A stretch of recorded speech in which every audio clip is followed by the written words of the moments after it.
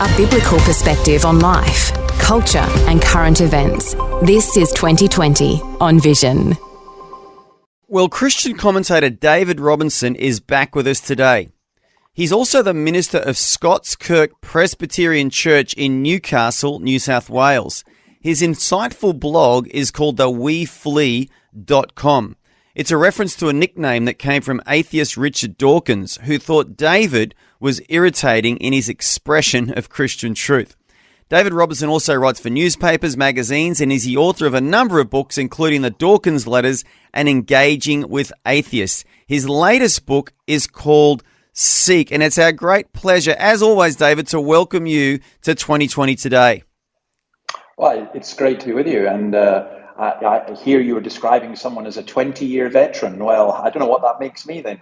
I'm a 40-year something, never mind. Well, you don't look it. I can see you on the Skype right now, and you're looking very good for whatever age you are. But, David, I want to get stuck into this. Let's talk about the conversion therapy bill.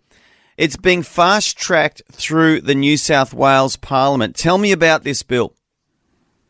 Yeah, well, the first thing is the words you use there. Why is it being fast-tracked?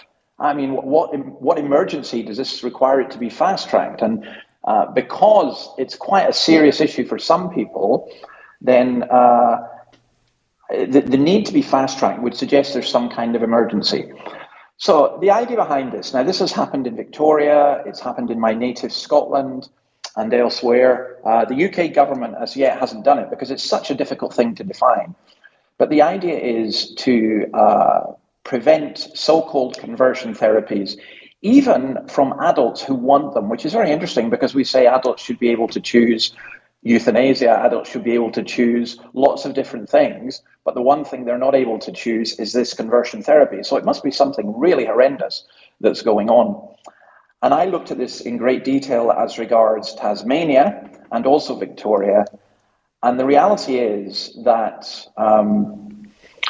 I don't think that this is really about conversion therapy at all. I think this is about an ideology, and it's about limiting freedom of speech and everything else.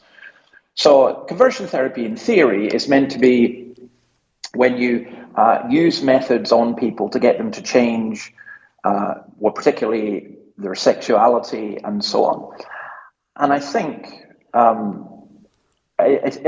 intrigued. I don't know why the New South Wales government are introducing this, because my one question would be, and I'd like someone to answer this, what practices currently going on in New South Wales would you now like to be made illegal? And I think that's going to be a very interesting question. Well, let's stop there. Let's pretend someone's just turned their radio on, David. They're busy people. They don't read the newspapers or watch the news at night. What is the conversion therapy bill? Just explain it in simple terms.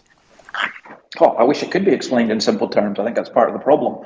It's basically to prevent any form of therapy or indeed any kind of action which would seek to change or limit someone's particularly sexuality, gender, all that kind of stuff. I think it's self-contradictory. I think it's very confused. And one of the reasons I think it's very dangerous is this. So we would all agree there are some forms of conversion therapy which should be illegal and in fact already are. Well, let's stop there. Give me some examples of conversion therapy. If someone doesn't even know what that term means, yeah.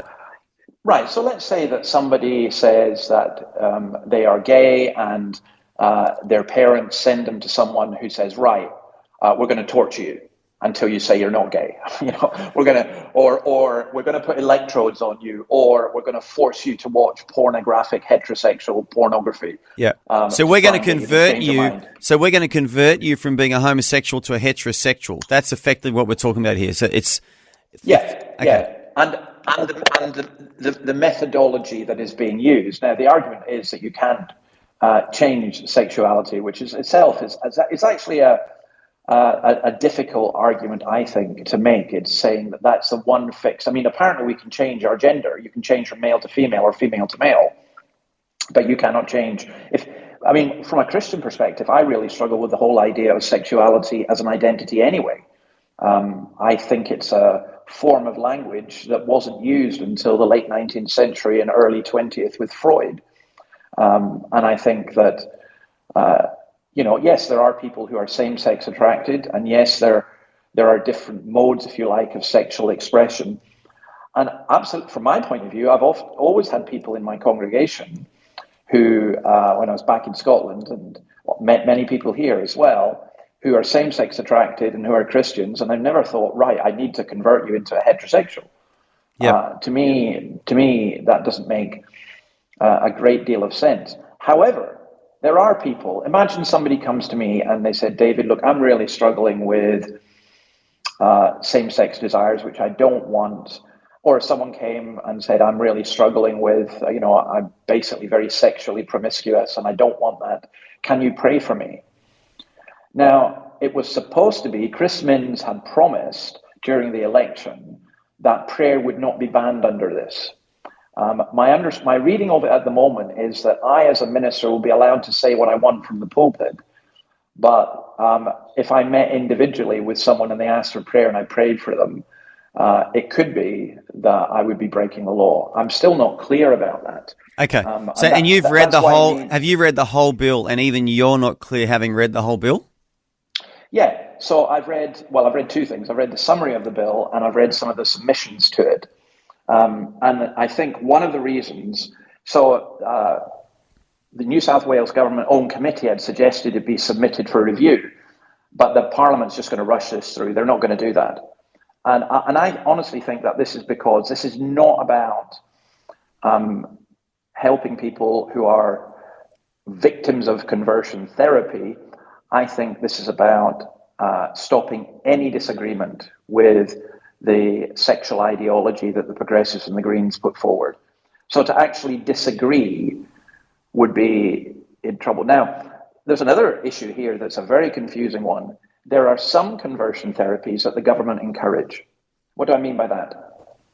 Well, the most severe form of conversion therapy that's taking place in Australia at the moment, and in this, Australia is now behind the UK and the Scandinavian countries, are the kind of surgeries that are done to help people change their gender.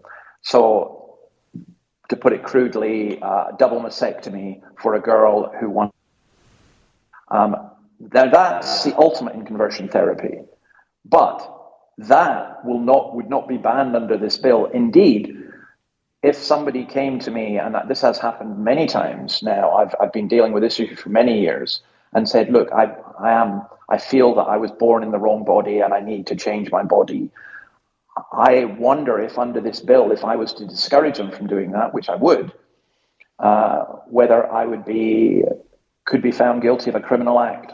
You'd be liable, yeah. Problem. Can I ask, hypothetically, if someone who had a homosexual lifestyle, who was a heterosexual, and came to someone and said, "I think I want to become homosexual," is there the chance of them being liable, or does it only work the other way?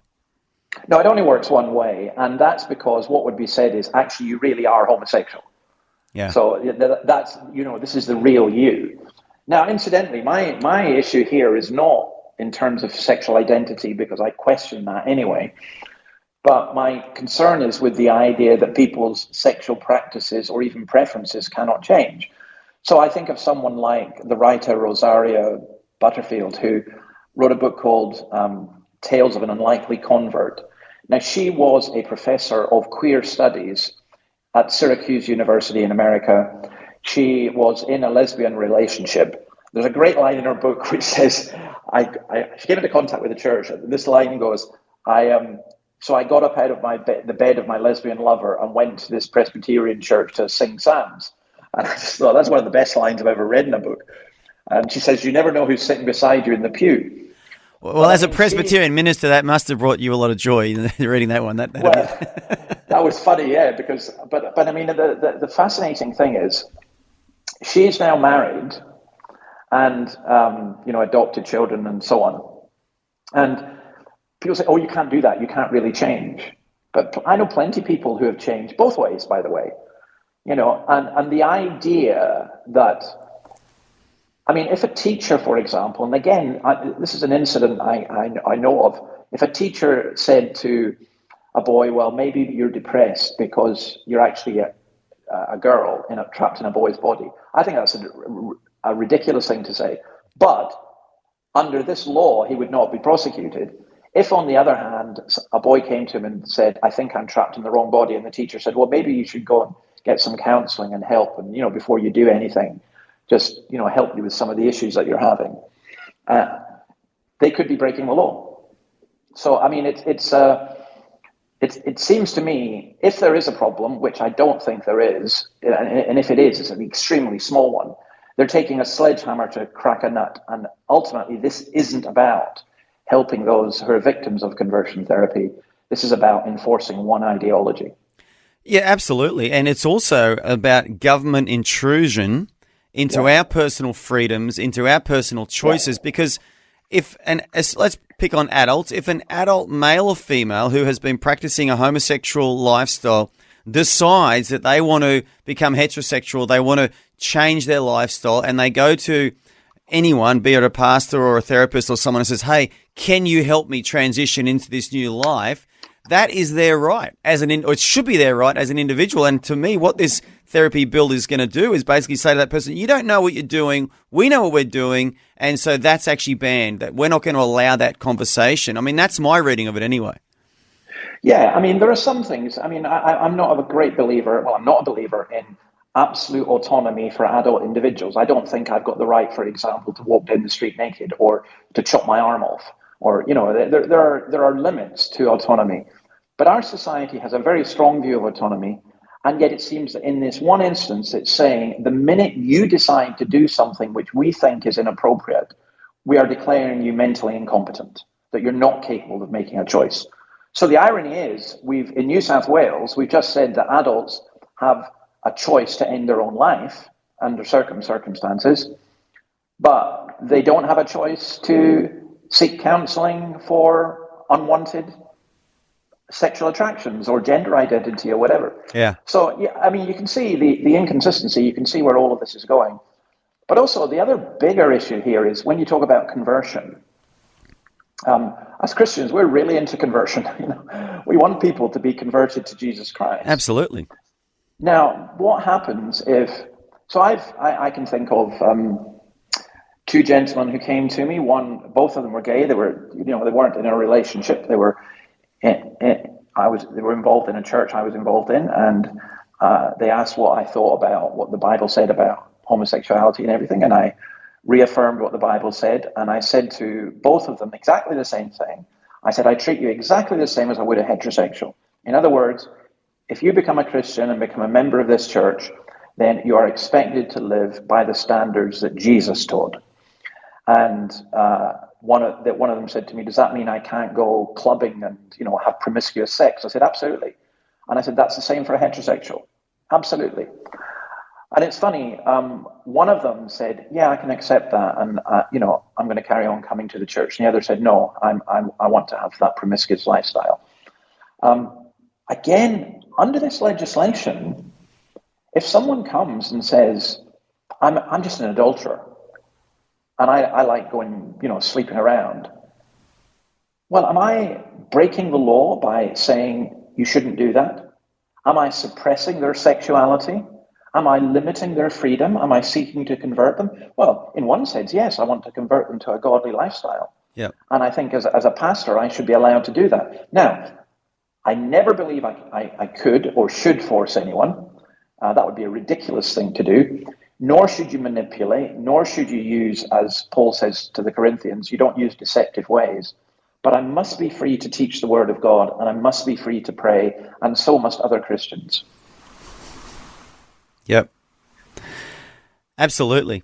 And it looks like, you're back with us now. We froze for a couple of seconds there. Yeah. But David, I think it opens up a can of worms. But just for all of our New South Wales listeners, whether you're in Sydney or any part of the state of New South Wales, I think this is a call to action for Christians, isn't it? We need to really go there with this, don't we? And try and apply some pressure to our local government officials, our state government representatives. So I think everyone, no matter what part of New South Wales you live in, you need to be contacting your state MP, and you need to be letting your voice be heard. Because, David, it looks, doesn't it, like this is being rushed through so that all these politicians don't have to stand up and actually become accountable for this, especially not only to the Christian community, but we all know there's a large Muslim population in Sydney now as well, and no politician wants to be seen to be going against their wishes either. And it looks to me like they're trying to rush this through so that no one's actually accountable for it. Yeah, I mean, I'm not being paranoid or anything like that, but this is not aimed at the Muslim community.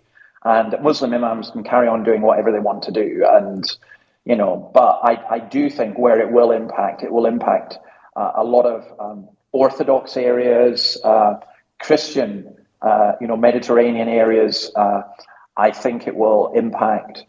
I think it will impact a lot of different churches, and I think the big issue is going to be Christian schools, because that, combined with the federal legislation coming up on religious freedoms, is going to create a potentially very dangerous cocktail, whereby a Christian school won't be able to employ teachers who uphold their Christian values. That will be that potentially, I think, is likely to happen. Or you will find that schools and others will fear being sued for openly expressing the Christian view on marriage and sex and sexuality and gender. And you could be accused of conversion therapy. I remember one young man being helped by a church with particular issues, and they gave him a lot of help, and they didn't do the conversion therapy stuff as people put forward.